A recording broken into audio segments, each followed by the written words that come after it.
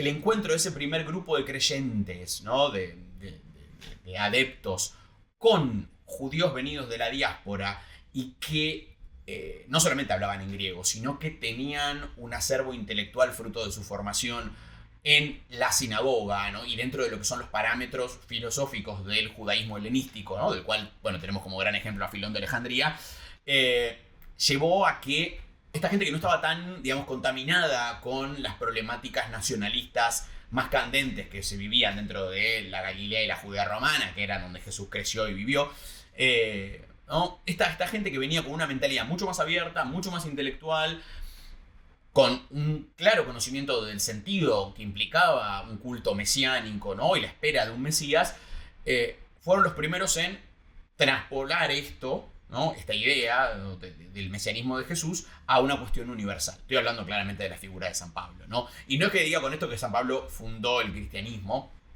sino que creo que Pablo fue el primero en darse cuenta, primero en romper la estructura territorial, ¿no? Pablo fue el primero que no se quedó en el territorio de Jerusalén, sino que salió. Tuvo base en Antioquía de Siria y de ahí a Asia Menor. Y tuvo como base la sinagoga, es decir, fue el germen que fue, diríamos, contagiando a diferentes grupos sinagogales, primero en la zona de Siria, luego en Asia Menor, posteriormente en Acaya y en Macedonia. O sea, empieza como en la zona de lo que hoy sería Oriente Medio. Exactamente. O sea, de hecho, medio que las tres principales religiones monoteístas son las tres de ahí. Son las tres de ahí. Okay. Sí, son las tres de ahí, tal cual. Esa universalidad que gana el cristianismo por, diríamos, contagiarse, ¿no? Por llegar a personas que son lo que se llama en el ámbito sinagogal los temerosos de Dios. En muchos casos son personas que serían simpatizantes del judaísmo, que no han roto con su pasado gentil, ¿no? Pero que les atrae, van a la sinagoga, comparten la lectura de las escrituras, ¿sí? Muchos de ellos se transforman en prosélitos, que son judíos personas no de origen judío, no de familia judía, pero que se han circuncidado, que han tomado el compromiso con la fe y que participan, ¿no? de la vida de la sinagoga, que es como una especie de politeuma, ¿no? de mini unidad organizacional dentro de las ciudades. Y en esas sinagogas, estos que interpretan, ¿no? las escrituras en una clave mesiánica y que le ponen un nombre a ese Mesías, que es este Jesús que vivió en tiempos de Poncio Pilato, son los que empiezan a proliferar. A la larga los van a terminar echando de estos conventículos.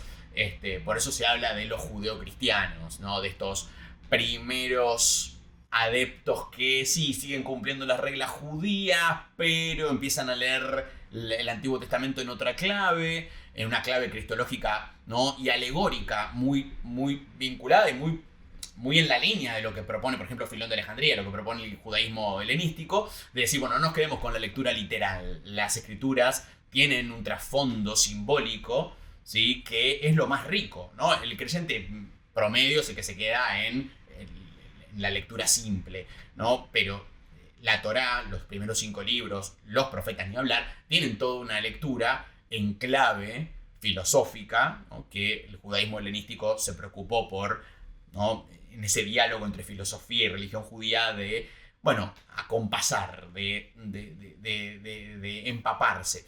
Creo que Pablo estaba formado en esa lectura y por eso él no le es difícil encontrar a este Cristo Mesías en los textos que él está acostumbrado a leer y a darle una interpretación. Eso no implica que rompa con el judaísmo, para nada, ¿no? Pablo sigue siendo un judío lo más ortodoxo posible, pero es el primero en darse cuenta de que la fe en este Mesías es universal y que si los temerosos de Dios lo aceptan, ¿sí? Y hay más gente interesada, ¿por qué imponerles a toda esta gente un montón de prácticas, ¿sí? Que por un lado para el judaísmo helenístico son un poco superficiales, ¿no? La circuncisión tiene un sentido simbólico, ¿no? Uh-huh. Por eso Pablo habla, bueno, la circuncisión es la del corazón, ¿no? La circuncisión es la del interior, ¿no? La de un cambio de actitud. La circuncisión del prepucio es, sí, un acto ritual. Él no se opone a nada, dice, bueno, ustedes quieren seguir circuncidando, circunciden, ¿no? Pero si van a creer en Cristo no les sirve de nada, porque la fe es lo único que sostiene y lo único que otorga la pertenencia a esta nueva comunidad. Y en este sentido... Tengo una duda antes de decir con Pablo.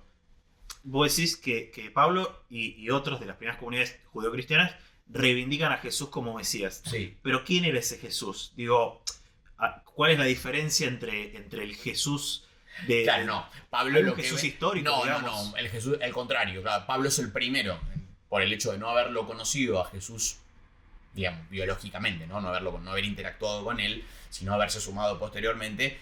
Es el primero en separar claramente al Jesús histórico del, diríamos, el Cristo exaltado o el Cristo de la fe, lo llamarían. Pero lo que digo es hay un Jesús histórico, hay pruebas de... Pero a Pablo, sí, claramente, eso sí. De la existencia de un Jesús hay una histórico. prueba, y a ver, y Pablo convivió con gente que convivió con Jesús.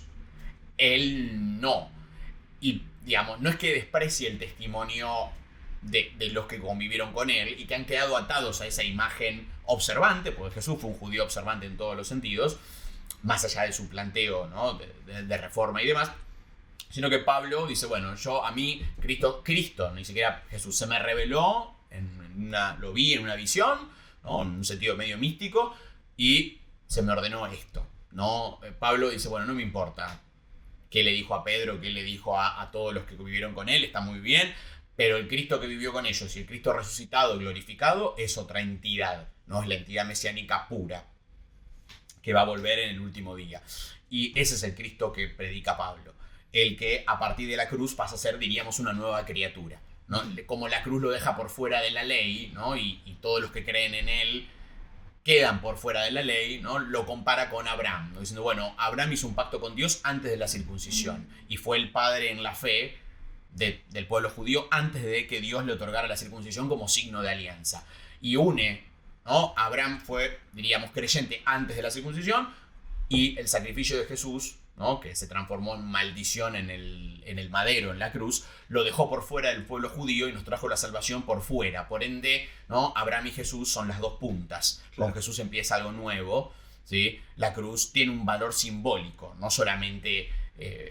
No es solamente un elemento de tortura político, ¿no? Por eso Pablo habla de la locura de la cruz y de la cruz como la herramienta de salvación. Que uno diría, bueno, esto es ilógico en el contexto romano. O sea, es un elemento de sufrimiento, de tortura, como si me pusieran una camilla con una disección letal o un elemento de tortura que... Una picana. Una picana, claro, sí, no me voy a colgar una picana en el cuello, ¿no? Esto es espantoso. Creo que eso también, digamos... El discurso suena muy lindo, pero ningún cristiano en la antigüedad, hasta el siglo VI por lo menos, nadie se va a colgar una cruz, ni va a dibujar una cruz, ni la va a tener en la casa, porque no es lindo de ver. De hecho, las primeras representaciones de la cruz vacía y luego con Cristo son del siglo V, VI en adelante.